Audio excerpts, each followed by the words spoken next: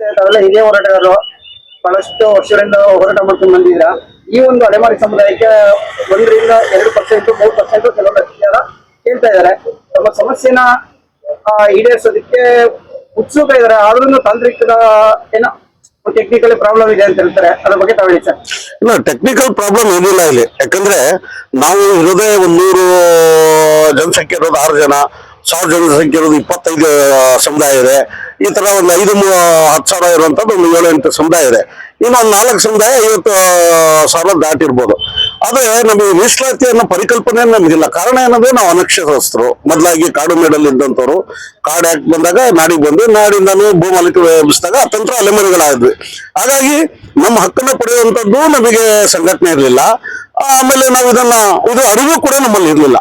ಈ ಸಂದರ್ಭದಲ್ಲಿ ಮಾದಿಗರು ಹೋರಾಟ ಮಾಡ್ತಾ ಇದ್ರು. ಬಹುಸಂಖ್ಯಾತರಾದವರು ಪರಿಶಿಷ್ಟ ಜಾತಿಯಲ್ಲಿ ಹೋರಾಟ ಮಾಡುವಂತ ಕಾಲದಲ್ಲಿ ನಮ್ಮ ಒಂದು ಪರಿಚಯ ಆಗಿ ಅವರು ಕೂಡ ಕಳೆದ 7-8 ವರ್ಷದಲ್ಲಿ ನಮಗೆ ನಮ್ಮ ಸಂಪರ್ಕಕ್ಕೆ ತಗೊಂಡು ಅವರು ನಿಮಗೂ ಅನ್ಯಾಯ ಆಗಿದೆ ಬನ್ನಿ ಅಂತ ಹೋರಾಟ ಮಾಡಕ್ಕೆ ನಮಗೆ ಕರೆ ಕೊಟ್ಟಾಗೂ ನಾವು ಅವ್ರನ್ನ ನಂಬದ ಇರೋ ಪರಿಸ್ಥಿತಿ ಬಂತು. ಕಾರಣ ಏನಂದ್ರೆ ಎಲ್ಲರೂ ಹಿಂಗೆ ಅಂದ್ರೆ ನಮ್ಗೆ ರಸ್ತೆ ಮೇಲೆ ಬಿಟ್ಟಿದ್ದಾರೆ, ವಿಳಾಸ ಇಲ್ಲದೆ ಬದುಕ್ತಾ ಇದ್ದೀವಿ ಈ ಬೃಹತ್ ಭಾರತದಲ್ಲಿ, ಬಹುಸಂಸ್ಕೃತಿಯ ಈ ಭಾರತದಲ್ಲಿ.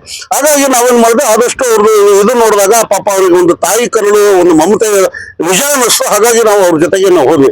ಅವ್ರ ಜೊತೆಗೆ ಹೋಗ್ಕೊಂತ ಹೋರಾಟ ಮಾಡ್ಕೊಂಡು ಇವತ್ತು ನಮಗೆ ಸರ್ವೋಚ್ಚ ನ್ಯಾಯಾಲಯ ಇವರೇನು ಹೋರಾಟ ತ್ಯಾಗ ಬಲಿದಾನ ಮಾಡಿದ್ಕೆ ಏನ್ ಕೊಟ್ಟಿಲ್ರಿ ಮೀಸಲಾತಿ, ಒಳ ಮೀಸಲಾತಿನ ಸರ್ವೋಚ್ಚ ನ್ಯಾಯಾಲಯ ಚಾಟಿ ಬೀಸಿದ್ಕೆ ಇಲ್ಲಿ ಒಂದು ಆಯೋಗ ಆಗಿ ನಾಗಭೂಷ ಆಯೋಗ ನಮ್ಗೆ ಅವ್ರೂ ಕೂಡ ಒಂದು ಅಲೆಮಾರಿಗಳ ಬಗ್ಗೆ ನಮ್ಮ ಏನು ಮಾದಿಗರ ಸಹೋದರರು ಮತ್ತು ಎಡಬಲದಲ್ಲಿ ಇರುವಂತ ನೋವುಗಳನ್ನ ಅರ್ಥ ಮಾಡ್ಕೊಂಡು ಬಹಳ ಸಮಪಾಲು ಅನ್ನೋ ರೀತಿಯಲ್ಲಿ ಅದನ್ನ ಹಂಚಿಕೆ ಮಾಡಿದ್ರು 5 ವರ್ಗ ಮಾಡಿ. ಈಗ ನಮ್ಗೆ 5 ವರ್ಗದಲ್ಲಿ ಮೊದಲನೇ ವರ್ಗದಲ್ಲಿ ನಮಗೆ ಕೂರಿಸಿ ಮೊದಲನೇ ಆದ್ಯತೆಯಾಗಿ ನಮಗೆ 1% 49+10 ಇತರೆ ಪ್ರತಿ ಜಾತಿ ಕೊಟ್ಟಿರುವಂತದ್ದು. ಮತ್ತೆ ಇವರು 7ನೇ ತಾರೀಕು ಗದ್ದಲ ಸ್ಟಾರ್ಟ್ ಆದಾಗ ಎಡಬಲದು ಹೆಚ್ಚು ಕಮ್ಮಿ ಅಂದಾಗ ಅನೇಕ ಬುದ್ಧಿಜೀವಿಗಳು ದೇವನೂರು ಮದುವೆ ಆಗಿ ಎಲ್ಲ ಹೇಳಿದ್ದಾರೆ, ಇದನ್ನ ನೀವೇನಾರು ಇದ್ ಮಾಡ್ಕೊಳ್ಳಿ, ಒಂದನ್ನು ಮಾತ್ರ ಮುಟ್ಬೇಡಿ ಅಲೆಮಾರಿಗಳದು ಅಂತ ಹೇಳಿದ್ರು. ಹಿಂಗಿದ್ದಾಗೂ ಕೂಡ 19ನೇ ತಾರೀಕು ನಮ್ಗೆ ಆಘಾತಕರವಾದ ಸುದ್ದಿ ಬಂತು. ಏನು ನಮಗೆ ಇವತ್ತು 78 ವರ್ಷದಿಂದ ವಂಚಿತರಾಗಿದೀವಿ, ಅದು ತಗೊಂಡೋಗ್ಬಿಟ್ಟು ನಮಗೆ ಹುಲಿ ಸಿಂಹ ಅಂತ ಇರೋರು ನಮ್ಮ ಅಣ್ಣಂದ್ರ ಜೊತೆಗೆ ಏನು ಅವ್ರು 28 ಲಕ್ಷ ಇದಾರೆ, 4 ಜನ, ನಾವು 59 ಜಾತಿಗಳು 5 ಲಕ್ಷ ಇದೀವಿ, ನಮ್ಮಲ್ಲಿ ಕಷ್ಟ ಆಗ್ತದೆ, ನಮ್ಗೆ ಏನು 1% ಕೊಟ್ಟಿದ್ದು ಅದು ಕೊಟ್ಬೇಡಿ ಅಂತ ಹೇಳಿದ್ರೆ 3 ವರ್ಗ ಮಾಡಿ ABC ಅಂತ ಹೇಳಿ ಅವ್ರಿಗೆ ಹಾಕಿದ್ರು. ಸರ್ ಓಕೆ ಸರ್, ಈಗ 40-45 ದಿವಸದಿಂದ ಬಹಳಷ್ಟು ತಾವೆಲ್ಲ ಹಿರಿಯರು, ಹೆಣ್ಮಕ್ಳು, ಗಂಡ್ಮಕ್ಳು ಎಲ್ಲ ಸೇರ್ಕೊಂಡು ಹೋರಾಟ ಮಾಡ್ತಾ ಇದ್ದಾರೆ. ತಮ್ಮ ಮುಂದಿನ ನಡೆ ಏನಿದೆ ಹೇಳಿ ಸರ್. ಏನಿಲ್ಲ ಸರ್, ಈಗ ಅದೇನ ಈಗ ರಾಜ್ಯ, ರಾಷ್ಟ್ರ, ಅಂತಾರಾಷ್ಟ್ರೀಯ ಮಟ್ಟದಲ್ಲಿ ಹೋಗಿದೆ ಸುದ್ದಿ. ಇಷ್ಟೊತ್ತಿಗಾಗಲೇ ಅವ್ರು ಏನಾದ ಈಗ ಮುಖ್ಯಮಂತ್ರಿ ನನ್ನ ಕೈಲೆಲ್ಲ ಕ್ಯಾಬಿನೆಟ್ ನಿರ್ಧಾರ ಅಂದಾಗ ಮಾನವೀಯತೆ ದೃಷ್ಟಿಯಲ್ಲಿ ಉಳಿದ ಸಚಿವರುಗಳು, ಅವ್ರಿಗೆ ಯಾರು ಎಡಬಲ ಸಚಿವರುಗಳು ಇಲ್ಲ, ಅವ್ರಿಗೆ ಅನ್ಯಾಯ ಆಗಿದೆ, ಜನ ಮಾತಾಡ್ತಾ ಇದಾರೆ, ಅಂತಾರಾಷ್ಟ್ರೀಯ ಮಟ್ಟದಲ್ಲಿ ಚರ್ಚೆ ಆಗ್ತಿದೆ, ಕೊಟ್ಬಿಡೋಣ ಅಂತ ಅವ್ರಿಗೆ ಇದು ಮಾಡ್ಬಿಟ್ಟು ನಮಗೆ ಕೊಡ್ಬೇಕಾಗಿತ್ತು. ಇವ್ರು ಕೊಡ್ತಾ ಇಲ್ಲ. ಮುಂದಿನ ನಡೆ ಹೇಳಿ. ಸೀದಾ ನಾವು ಡೆಲ್ಲಿ ಚಲೋ ಹೋಗ್ತಾ ಇದೀವಿ. ಅಕ್ಟೋಬರ್ 2ಕ್ಕೆ ಏನು ಗಾಂಧಿ ಜಯಂತಿ ಇದೆ, ಅವತ್ತು ನಾವು 29 ಬಿಟ್ಟು 2,000 ಜನ ನಾವು 1ನೇ ತಾರೀಕಲ್ಲಿ ತಲುಪಿ 2ನೇ ತಾರೀಕು ಜಂತರ ಮಂತ್ರದಲ್ಲಿ ಬೃಹತ್ ಪ್ರತಿಭಟನೆ ಇದನ್ನ ನಾವು ಕರಾಳ ದಿನವಾಗಿ ಮಾಡ್ತೀವಿ ಗಾಂಧಿ ಜಯಂತಿನ. ಅವತ್ತು ಬಂದು ರಾಹುಲ್ ಗಾಂಧಿ ಅವರು ಅವತ್ತಾರ ನಮ್ಮನ್ನ ಡೆಲ್ಲಿವರೆಗೂ ಕರ್ಸ್ಕೊಬಾರ್ದು. ಈ ಮೂಲಕ ಹೇಳ್ತಾ ಇದ್ದೀನಿ, ನೀವು ಈಗಲೇ ಕರ್ನಾಟಕ ಸರ್ಕಾರಕ್ಕೆ ಡೈರೆಕ್ಷನ್ ಕೊಟ್ಟು ನಮಗೆ ಆಗಿರೋ ಅನ್ಯಾಯನ ಸರಿಪಡಿಸ್ಬೇಕು. ಇಲ್ಲ ಅಂದ್ರೆ ಡೆಲ್ಲಿಯಲ್ಲಿ ನೀವು ಬಂದಲ್ಲಿ ನಮ್ಮ ಮನವಿ ಸ್ವೀಕರಿಸಿ ಅಲ್ಲಾರ ಕೊಡ್ಬೇಕು. ಅದು ಕೊಡದೇ ಹೋದ್ರೆ ಮಾರನೇ ದಿವಸ ನೀವು AICC ಕಾಂಗ್ರೆಸ್ ಆಫೀಸಲ್ಲಿ ನಾವು ಜಂಡ ಹೊರ್ತೀವಿ. ನ್ಯಾಯ ಸಿಗೋವರೆಗೂ ಅಲ್ಲಿಂದ ಬರುವಂತ ಮಾತೇ ಇಲ್ಲ. ಸರ್, ಇದೇ ಬೆಂಗಳೂರು ಸ್ವಾತಂತ್ರ್ಯ ಉದ್ಯಾನವನದಲ್ಲಿ ತಮ್ಮ ಅಲೆಮಾರಿ ಸಮುದಾಯ ಏನಿದೆ ಒಂದು 20-25 ಸಾವಿರ ಜನ ಎಲ್ಲ ಒಟ್ಟಿಗೆ ಬಂದು ಹೋರಾಟ ಮಾಡಿದ್ರೆ ಈ ಒಂದು ಪ್ರತಿಭಟನೆ ಬಿಸಿ ರಾಜ್ಯ ಸರ್ಕಾರಕ್ಕೂ ತಟ್ಟಿದೆ. ಇಷ್ಟು ಜನ ಈ ಜಂತರ ಮಂತ್ರ ಡೆಲ್ಲಿನಲ್ಲಿ ಒಂದು ಪ್ರತಿಭಟನೆ ಹಮ್ಮಿಕೊಂಡಿದ್ದಾರೆ. ಇಷ್ಟು ಜನ ನಿಮಗೆ ಬೆಂಬಲ ಇದೆಯಾ ಸರ್? ಖಂಡಿತ ಬೆಂಬಲ ಇದೆ. ಅವ್ರು ಹೇಳ್ತಾ ಇದ್ದಾರೆ ನಮ್ಮ ಅಲೆಮಾರಿ ಜನಾಂಗ ಈ ಇತಿಹಾಸದಲ್ಲಿ ಕರ್ನಾಟಕದಲ್ಲಿ 3ನೇ ತಾರೀಕು ಏನೋ ಆಗಸ್ಟ್ 3ನೇ ತಾರೀಕು ನಾವು ಮಾಡಿದ್ವಿ. ಇದು ಸೆಪ್ಟೆಂಬರ್ 3 ಅಂತ ದೊಡ್ಡ ಮಟ್ಟದಲ್ಲಿ ಯಾವುದೂ ಆಗಿರ್ಲಿಲ್ಲ, ಅಷ್ಟು ಜನಸಂಖ್ಯೆ ಬಂದಿತ್ತು. ಹಾಗಾಗಿ ನೀವು ಡೆಲ್ಲಿಗಾದ್ರೂ ಬರಲ್ಲ, ನಾವು ಭಿಕ್ಷೆ ಬೇಡಿ ಎತ್ ಕೊಡ್ತೀವಿ, ಮೇನಲ್ಲಿ ಚಾಟಿ ಹೊಡೆದು ನಾವು ನಿಮಗೆ ಹಣ ಸಂಗ್ರಹಣೆ ಮಾಡ್ಕೊಡ್ತೀವಿ, ನೀವು ಡೆಲ್ಲಿವರೆಗೂ ಮುಗಿಸಿ ಈಗ ಇದನ್ನ ಅವ್ರು ಹೈಕಮಾಂಡಿಗೆ ಅಂತ ಹೇಳಿದ್ದಾರೆ. ಹಾಗಾಗಿ ನಾವು ಹೊರಡಕ್ಕೆ ತಯಾರು ಮಾಡಿದ್ದೀವಿ. ಈಗ ಡೆಲ್ಲಿಗೆಲ್ಲ ಹೋಗ್ತಾ ಇದ್ರಲ್ಲ, ಒಂದು ನಿಮ್ಗೆ ಪಾಸಿಟಿವ್ ರೆಸ್ಪಾನ್ಸ್ ಬರುತ್ತೆ ಅಂತ ನಿಮ್ಗೆ ಮನೋಭಾವನೆ ಇದೆಯಾ? ಖಂಡಿತ ಇದೆ. ಯಾಕಂದ್ರೆ ಗಾಂಧಿ ಜಯಂತಿ ಅದು ಮಹತ್ವದ ಪುಣ್ಯ ದಿನ. ಅವರು ಈ ದಲಿತರ ಬಗ್ಗೆ ಹೋರಾಟ ಮಾಡಿದವರು, ಅದನ್ನ ನೀವು ಮನ್ನಣೆ ಮಾಡ್ಕೊಂಡು ನೀವು ಅವತ್ತೇನು ಗಾಂಧಿ ಸಮಾಧಿಗೆ ನೀವು ಪುಷ್ಪಾರ್ಚನೆ ಮಾಡಕ್ ಬರ್ತೀರಿ, ಅದ್ ನೀವು ನಿಜವಾದ ಉದ್ದೇಶಗಳು, ದೇವ ಉದ್ದೇಶಗಳು ನೀವು ಮಾಡೋದೇ ಆದ್ರೆ ಮೊದಲು ನಮಗೆ ನಮ್ಮ ಹೋರಾಟದನ್ನು ಕೂಗ್ ಕೇಳ್ಕೊಂಡು ನಾವು ಡೆಲ್ಲಿವರೆಗೂ ಬಂದನ್ನು ನೋಡ್ಕೊಂಡು ನಮ್ಗೆ ಆಗಿರೋ ಅನ್ಯಾಯ 1% ನೀವು ಕೊಡುವಂತ ಕೆಲಸ ಮಾಡ್ಬೇಕು.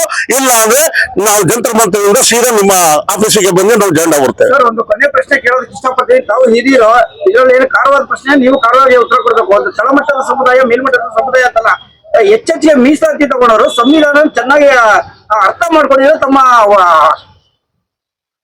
ನಿಮ್ದು ಏನಿದೆ ಅಲೆಮಾರಿ ಸಮುದಾಯದವರು ಸಂವಿಧಾನ ಅರ್ಥ ಮಾಡ್ಕೊಂಡಿರೋ ಬಹಳಷ್ಟು ಕಡಿಮೆ ಇದೆ ಅಂತ ಒಂದು ದೊಡ್ಡ ಕ್ವಶನ್ ಮಾರ್ಕ್ ಸರ್. ಸರ್ ಅದು ಇರ್ಬೋದು, ನೀವು ಹೇಳ್ತಾ ಸತ್ಯ ಇರ್ಬೋದು, ಇವತ್ತು ಅನಕ್ಷರ ಆಗಿರ್ಬೋದು. ಬಟ್ ಇವತ್ತು ನಮ್ಗೆ ಆಗಿರೋ ನೋವಿಗೆ ಇವತ್ತು ಸ್ಟೂಡೆಂಟ್ಗಳು, ವಿದ್ಯಾರ್ಥಿಗಳು ಇವತ್ತು ಬೀದಿಗೆ ಬಂದರೆ ನಾವು ಡೆಲ್ಲಿಗೆ ಬರ್ತೀವಿ ಅಂತಾರೆ, ಪತ್ರ ಚಳವಳಿ ಮಾಡ್ತಾ ಇದೀವಿ. ಅವರು ನೇರವಾಗಿ ರಾಹುಲ್ ಗಾಂಧಿಗೆ AICCಗೆ ಪತ್ರ ಬರೀತಿದ್ದಾರೆ. ಅವ್ರು ಯಾಕಂದ್ರೆ ಮುಂದಿನ ಭವಿಷ್ಯ ಅವರ ನೆನೆಸ್ಕೊಂಡ್ಬಿಟ್ರೆ ಇವತ್ತು ಅವ್ರು ಬಹಳ ಘೋರವಾಗಿದ್ದು ಹತ್ಕೊಂಡಿದ್ದಾರೆ. ಹಾಗಾಗಿ ಪ್ರತಿಯೊಬ್ಬರಿಗೂ ಸಂವಿಧಾನ ಅರ್ಥ ಆಗಿದೆ ಈ ಒಂದು ಚಳಿಯಲ್ಲಿ. ಇದು ಒಂದು ಲೆಕ್ಕದಲ್ಲಿ ನಾವು ಸರ್ಕಾರಕ್ಕೆ ಥ್ಯಾಂಕ್ಸ್ ಹೇಳಬೇಕು. ನಮ್ಮ ಸಣ್ಣ ಮಕ್ಕಳಿಂದ ಮುದುಕರವರೆಗೂ ಜಾಗೃತಿಗೊಂಡಿದ್ದೀವಿ.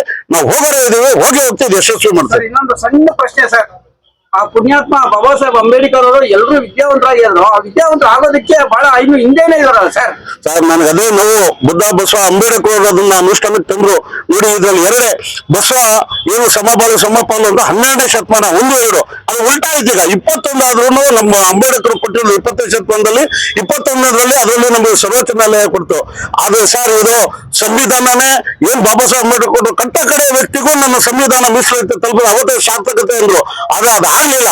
ಈಗ ಅದು ಕಗ್ಗೊಲಾಗಿದೆ. ಸಂವಿಧಾನದ ಪ್ರಕಾರನೇ ನಾಗಮೋಹನ್ ದಾಸ್ ಕೊಟ್ಟಿದ್ರು. ನಿಜವಾಗ್ಲೂ ಸಂವಿಧಾನದ ನಾಗಮೋಹನ್ ದಾಸ್ ಹೊರದೇ ನಮಗೆ ಸಂವಿಧಾನ ಇದ್ದಂಗೆ ಅಲೆಮಾರಿಗೆ ಅದು ಕಗ್ಗೊಲೆ ಆಗ್ತಾ ಇದೆ. ಅದನ್ನ ಆಗ್ಬಾರ್ದು, ಅದನ್ನ ಸರಿಪಡಿಸ್ಕೋಬೇಕು. ತಪ್ಪಾಗಿದೆ ಅಂತ ನಾನು ಹೇಳ್ತಾ ಆಗ್ರಹಪಡಿಸ್ತಾ ಇದ್ದೀನಿ. ಈ ಕೆಲಸ ಸಿದ್ದರಾಮಯ್ಯ ಸರ್ಕಾರ ರಾಹುಲ್ ಗಾಂಧಿ ಮಾಡ್ತಾರೆ ಅನ್ನೋ ನಂಬಿಕೆ ಮೇಲೆ ನಾನು ಮಾತ್ರ ಮುಗಿಸ್ತೇನೆ. ಚಾವಡಿ ಲೋಕೇಶ್, ಅಲೆಮಾರಿ ಮೀಸಲಾತಿ ಹೋರಾಟ ಸಮಿತಿಯ ಪ್ರಧಾನ ಸಂಚಾಲಕರು. 19 ನಾನು ಖಾತೆ ಇದ್ದಾಗ 8.5 ವರ್ಷಗಳಿಗೆ ಏನು ಈ ವರದಿ ಬಂತು, ಆ ಫಲಿತಾಂಶ ಅಲೆಮಾರಿಗಳ ಪಾಲಿಗೆ ಆಕಾಶನೇ ಕಲಿಸಿ ಬಿದ್ದಿರುವಂಥದ್ದು ದಿಗ್ಭ್ರಮೆ. ಅದನ್ನು ತಗೊಂಡು ಹೋಗ್ಬಿಟ್ಟು ಏನು ಅಲೆಮಾರಿಗಳು ಇಲಿ ಮೊಲ ಥರ ಇರುವಂಥದ್ದು, ಸಿಂಹ ಹುಲಿ ಅವ್ರ ಜೊತೆಗೆ ಹಾಕಿದ್ರೆ ನಾವು ಬದುಕಕ್ಕಾಗತ್ತ? ಆ ಒಂದು ಸಪ್ರೇಟ್ ಪ್ರತ್ಯೇಕವಾದ ಒಂದು ಮೀಸಲಾತಿ ನಮ್ಗೆ 1% ಸಾಕಿತ್ತು. ಮತ್ತು ಇತರ ಸಮುದಾಯಗಳು ನಾವು ಒಪ್ಕೊಂಡು ಮಾಡಿದ್ವಿ. ಇದೊಂದು ಘನಘೋರ ಆಗಿದೆ. ಹಾಗಾಗಿ ನಾವೀಗ ಇದನ್ನು ನಮಗೆ ನ್ಯಾಯ ಸಿಗೋವರೆಗೂ ನಾವು ಇದನ್ನು ಟೆಂಟನ್ನು ನಾವು ಖಾಲಿ ಮಾಡೋದಿಲ್ಲ. ಹಾಗೆ ದಿನನಿತ್ಯ ನಮ್ಮ ಏನು ನಮಗೆ ಸಂಬಂಧ ಇಲ್ಲರೂ ಕೂಡ ಇತರೆ ಇದು ಮೇಲ್ವರ್ಗದವರು ಎಲ್ಲ ಹಿಂದುಳಿದವರು ಕೂಡ ನಮಗೆ ಸಪೋರ್ಟ್ ಮಾಡ್ತಾ ಇದ್ದಾರೆ. ಮತ್ತು ಇವತ್ತು ನೀವು ಏನು ಪುರಸಭೆ, ನಗರಸಭೆ, ಜಲಮಂಡಳಿಯಿಂದ ನೀವು ಏನು ಮಹಾ ಒಕ್ಕೂಟ ಅಂತ ಮಹಾನಗರ ಪಾಲಿಕೆಯನ್ನು ಮಹಾ ಒಕ್ಕೂಟ ಮಾಡಿಕೊಂಡು ಇವತ್ತು ನೀವು ಸಹ ನಮಗೆ ಬೆಂಬಲ ಕೊಡಕ್ಕೆ ಬಂದಿದ್ದೀರಾ. ನಿಮಗೆಲ್ಲ ಅಲೆಮಾರಿ ಸಮುದಾಯದಿಂದ ನಾವು ಹೃದಯಪೂರ್ವಕವಾದ ಅಭಿನಂದನೆ ಮತ್ತು ಕೃತಜ್ಞತೆಗಳನ್ನು ಎರಡನ್ನೂ ಸಲ್ಲಿಸ್ತೇನೆ. ಯಾಕಂದರೆ ನಿಮ್ಮಂಥವ್ರೆಲ್ಲರೂ ಬೆಂಬಲ ಬೇಕು. ಇವತ್ತು ನಮ್ಗೆ ಆಗಿರೋ ಅನ್ಯಾಯ ರಾಜ್ಯ, ರಾಷ್ಟ್ರ ಮತ್ತು ಅಂತಾರಾಷ್ಟ್ರೀಯ ಮಟ್ಟದಲ್ಲಿ ಸುದ್ದಿಯಾಗಿದೆ. ಹಾಗಾಗಿ ನಾವು ಇದರ ಹಿನ್ನೆಲೆಯಾಗಿಟ್ಕೊಂಡು ಮುಖ್ಯಮಂತ್ರಿಯವರಿಗೆ ನಾವು ಭೇಟಿ ಮಾಡಿದಾಗ ನಿಮಗೆ ಅನ್ಯಾಯ ಆಗಿರೋದು ನಿಜ, ಅದು ಕ್ಯಾಬಿನೆಟ್ ಡಿಸಿಷನ್ ಆಗಿದೆ, ನಾನು ಅಸಹಾಯಕನಾಗಿದ್ದೀನಿ. ಆದರೆ ಮುಂದಿನ ದಿನಗಳಲ್ಲಿ ನಿಮಗೆ ಶಾಶ್ವತದ ಒಂದು ಪರಿಷ್ಕೃತ ಜಾತಿ ಆಯೋಗ ಮಾಡಿ ಆ ಆಯೋಗದಲ್ಲಿ ನಾನು ವರದಿ ತಗೊಂಡು ಈ ಡಿಸೆಂಬರ್ ಚಳಿಗಾಲದ ಅಧಿವೇಶನದೊಳಗೆ ನಾನು ನಿಮಗೆ ಮಾಡ್ತೀನಿ ಅಂತ ಹೇಳಿದ್ದಾರೆ. ಆದರೆ ನಾವು 78% ವಂಚಿತರಾಗಿದ್ದೀವಿ. ಮತ್ತು ಆ ಆಶ್ವಾಸನೆ ಮಾತು ನಮಗೆ ನಂಬಿಕೆ ಇಲ್ಲ. ಹಾಗಾಗಿ ನಮಗೆ ನೀವೇನಿದ್ರು ಬರುವ ಅಕ್ಟೋಬರ್ 2 ಗಾಂಧಿ ಜಯಂತಿ ಏನಿದೆ ಅದರೊಳಗೆ ನಮಗೆ ಕೊಡಬೇಕು ನೀವು. ಹಾಗಾಗಿ ನೀವು ಕೊಡಲ್ಲ ಅಂದರೆ, ಯಾಕಂದರೆ ಇದುವರೆಗೂ ನಾವು ಹಿಂಗೆ ಒಂಥರ ಅನಾಥರಾಗಿ ವಿಳಾಸ ಇಲ್ಲದೆ ಬದುಕಿರುವಂಥ ಈ ಸಮುದಾಯದವನ್ನ ನೀವು ಗಮನಿಸ್ತಾ ಇಲ್ಲ ಅಂದರೆ ನಮಗೆ ಯಾಕೋ ಅನುಮಾನ ಬರ್ತಾ ಇದೆ. ಹಾಗಾಗಿ ನಿಮ್ಮ ಕಾಂಗ್ರೆಸ್ ಸರ್ಕಾರದ ಅಧಿನಾಯಕರಾದಂಥ ಹೈಕಮಾಂಡು ರಾಹುಲ್ ಗಾಂಧಿಯನ್ನು ನಾವು ಗಮನ ಸೆಳೆಯೋಕ್ಕೋಸ್ಕರ ಡೆಲ್ಲಿ ಚಲೋ ಕಾರ್ಯಕ್ರಮ ಹಾಕ್ಕೊಂಡಿದ್ದೀವಿ. ನಾವು 29ಕ್ಕೆ ಇಲ್ಲಿಂದ ಬಿಡ್ತೀವಿ. ರೈಲಲ್ಲಿ ಸುಮಾರು 1,500-2,000 ಜನ 1ನೇ ತಾರೀಕಲ್ಲಿ ತಲುಪಿಬಿಟ್ಟು ನಾವು ಜಂತರ್ ಮಂತ್ರಲ್ಲಿ 2ನೇ ತಾರೀಕು ಏನು ಅಕ್ಟೋಬರ್ 2 ಗಾಂಧಿ ಜಯಂತಿ ಇದೆ ಅವತ್ತು ನಾವು ಕರಾಳ ದಿನಾಚರಣೆಯಾಗಿ ನಾವು ಆಚರಣೆ ಮಾಡ್ತೀವಿ. ಯಾಕಂದರೆ ನಮ್ಗೆ ಆಗಿರೋ ಅನ್ಯಾಯ ಭಾಳ ಚಾರಿತ್ರಿಕವಾದದ್ದು. ಇಡೀ ಎಲ್ಲರೂ ಹೋಗ್ತಾರೆ.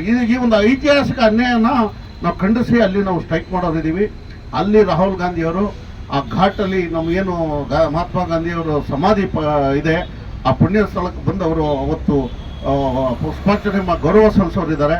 ಆವಾಗ ನಮ್ಗೆ ಬಂದು ನಮ್ಮ ಹಾಲು ಅಹವಾಲು ತಗೊಂಡು, ಯಾಕಂದರೆ ಮುಖ್ಯಮಂತ್ರಿ ಕೈಯಲ್ಲೂ ಇಲ್ಲ ಈಗ ಡಿಸಿಷನ್ ತೊಗೊಳ್ಳೋದು. ಹಾಗಾಗಿ ಹೈಕಮಾಂಡು ಅವರಿಗೆ ನಿರ್ದೇಶನ ಕೊಡಬೇಕು ಅಂತ ನಮ್ಮ ಇದ್ರ ಉದ್ದೇಶ. ಅಕಸ್ಮಾತ್ ಅವರು ಕೊಡ್ತಾರೆ ಅಂತ ಅನ್ಕೊಂತೀವಿ ನಾವು. ಯಾಕಂದರೆ ನಾವು ಬರ್ತಾ ಇದ್ದೀವಿ 2000 ಅನ್ನೋದು ಅವ್ರಿಗೆ ಈಗ ನಾವು ಪ್ರೆಸ್ ಮೀಟ್ ಮಾಡ್ತಾ ಇದ್ದೀವಿ ಡೆಲ್ಲಿಯಲ್ಲಿ, ಅದು ಗೊತ್ತಾಗುತ್ತೆ. ಅದನ್ನ ನೋಡ್ಬಿಟ್ಟೇನೆ ಅವ್ರು ನಮ್ಗೆ ಅಲ್ಲಿವರೆಗೂ ಬರೋವರೆಗೂ ಇಟ್ಕೊಂಡ್ಬಿಟ್ರಂದ್ರೆ ಅವರಿಗೆ ಬಹಳ ದೊಡ್ಡ ಅವಮಾನ ಅನ್ಕೊಂತೀನಿ ನಾನು. ಯಾಕಂದರೆ ಇದು ನಮ್ಮ ಹಕ್ಕಿದು. ಸಂವಿಧಾನದ ಅಡಿಯಲ್ಲಿ ಬರುವಂಥ ಮೀಸಲಾತಿ ಯಾರ್ದು ಭಿಕ್ಷೆ ಅಲ್ಲ, ಇದು ನಮ್ಮ ಸಂವಿಧಾನವಾದ ಹಕ್ಕು. ಅದನ್ನು ನಾವು ಕೇಳ್ತಾ ಇದ್ದೀವಿ. 78 ವರ್ಷದಿಂದ ಕೈ ತಪ್ಪಿದ್ದು ಇವತ್ತು ಅದನ್ನು ಸರ್ವೋಚ್ಚ ನ್ಯಾಯಾಲಯ ಚಾಟಿ ಬೀಸದ ಮೇಲೆ ನಮಗೆ ಸಿಕ್ಕಿರುವಂಥದ್ದು. ಇದು ನಮ್ಮ ಮಾದಿಗ ಸಹೋದರರು ತ್ಯಾಗ ಬಲಿದಾನ ಆಗಿದ್ದಾವೆ. ಜನಸಂಖ್ಯೆಯಲ್ಲಿ ಪರಿಶಿಷ್ಟ ಜಾತಿಗಳು ಅವರೇ ಮೊದಲಿಗರು. ಹಾಗಾಗಿ ಮೊದಲಿಗರಾಗಿದ್ದರೂ ಕೂಡ ಅವ್ರಿಗೆ ಆ ಅನುಭವ ಆಗಿದೆ. ಅವರೇ ಬಹುಸಂಖ್ಯಾತರು ಅವರೇ ಮೀಸಲಾತಿ ತೊಗೊಳಕ್ಕೆ ಇಷ್ಟು ವರ್ಷ ಆಯಿತು. ಇನ್ನು ನಾವು 5,000 ಜನ 28 ಲಕ್ಷ 5 ಲಕ್ಷ ಜನ 28 ಲಕ್ಷ ಜೊತೆಗೆ ನಾವು ತೊಗೊಳಕ್ಕಾಗತ್ತಾ? ಹಾಗಾಗಿ ದೆಹಲಿ ಚಲೋ ಕಾರ್ಯಕ್ರಮ ಭಾಳ ವಿಜೃಂಭಣೆಯಿಂದ ನಾವು ಭಾಳ ಇದನ್ನು ಮಾಡ್ತಾ ಇದ್ದೀವಿ.